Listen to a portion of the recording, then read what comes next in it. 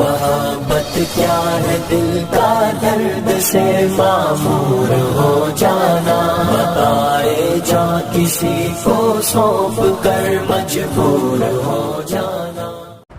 اللہ والوں کی مجلس میں جب اپنی اصلاح کے لیے جب لوگ جاتے تھے تو 4 باتیں ان کو سکھائی جاتی تھی۔ تقلیل کلام، پہلے کہ یہاں آ کر تم کو بالکل کم سے کم بولنا ہے، کم سے کم۔ تقلیل کلام پہلی شرط یہ ہوتی تھی۔ اللہ والوں کی مجلس اور خانقاہوں میں جاتے تھے، پہلی شرط کم سے کم بولو۔ تقلیل منام، کم سے کم سونا۔ اب آپ اور ہم سروے کر لیں کہ کتنا اس میں ہمارے اندر ہے اور کتنا نہیں ہے۔ تقلیل کلام، کم سے کم بولنا۔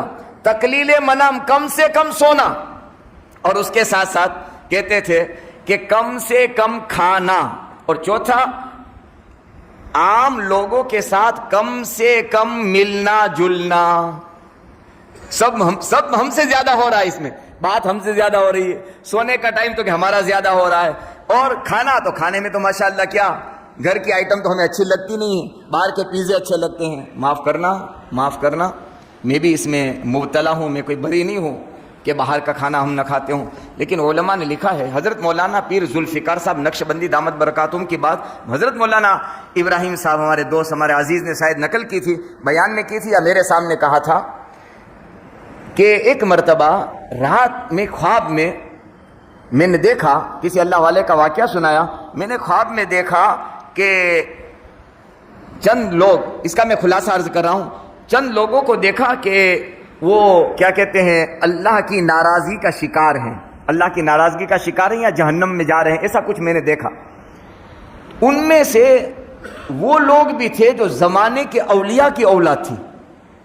میں حیران ہو گیا کہ یہ تو نیک لوگوں کی اولاد ہے، اس کو میں نے خواب میں دیکھا، اللہ کی ناراضگی یا جہنم والوں میں دیکھا۔ تو فرماتے ہیں اللہ والے، مجھ سے رہا نہ گیا، میں نے ان کو بلایا کہ بیٹا کیا بات ہے، ایسا میں خواب میں دیکھ رہا ہوں، آپ کے بارے میں، آپ تو بڑے نیک ہیں، آپ کے باپ بھی بڑے نیک ہیں، اولیاء کی، آپ کے والد تو اللہ کے ولیوں میں سے ہیں، کیا بات ہے، کون سا ایسا عمل ہوا ہے آپ سے کہ جس کی وجہ سے میں نے خواب میں دیکھا، سوچو۔ تو انہوں نے کہا گزشتہ کل ہم نے بازار کا کھانا کھا لیا تھا۔ چونکہ بھائی اس میں احتیاط کہاں ہوتا ہے، بنانے والا کون ہے، اور اگر اللہ نہ کرے برادران وطن کی دکانیں ہیں تو اس میں کہاں پاکی، کہاں صافی، کہاں بسم اللہ اور کہاں اللہ کا نام۔ تو اس کا اثر پڑتا ہے زندگی پر، یاد رکھنا اس کا اثر پڑتا ہے۔